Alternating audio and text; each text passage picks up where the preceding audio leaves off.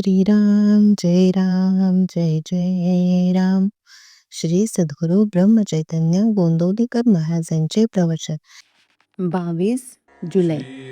गुरु आपल्याला अंतिम सुख दाखवितात. एक लहान मुलगा एका विहिरीजवळ उभा होता. त्याची एक वस्तू आत पडली होती. ती काढण्यासाठी मी आत उडी मारतो असे तो म्हणू लागला. त्यावर तिथे होता तो एक मनुष्य म्हणाला, तू असे करू नकोस, आत पडून बुडून जाशील. तरी पण तो ऐकेना. एवढ्यात त्याचा बाप तिथे आला. त्यानेही मुलाला पुष्कळ सांगून पाहिले, पण तो ऐकेना.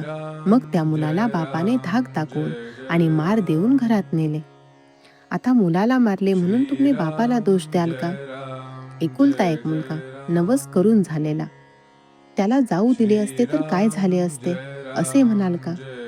नाही ना. तर मग गुरु तरी काय करीत असतो? आपण विषय मागत असतो आणि ते दिले तर आपण त्यात बुडून मरू हे त्याला माहीत असते.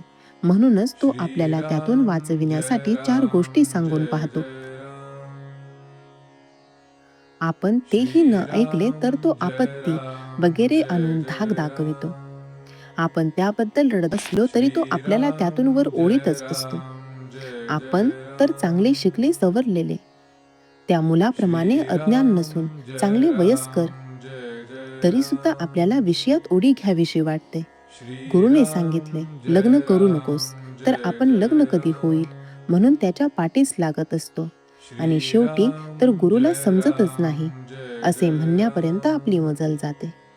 सध्या दिसते तेच सुख आपण खरे असे मानित असतो, पण अंतिम सुख काय हे गुरुला कळत असते. म्हणून तो सध्या दिसणाऱ्या सुखापासून आपल्याला परावृत्त करीत असतो. तेव्हा आपण गुरुवचनावर विश्वास ठेवून त्याच्या आज्ञेप्रमाणे वागणे हेच श्रेयस्कर आहे.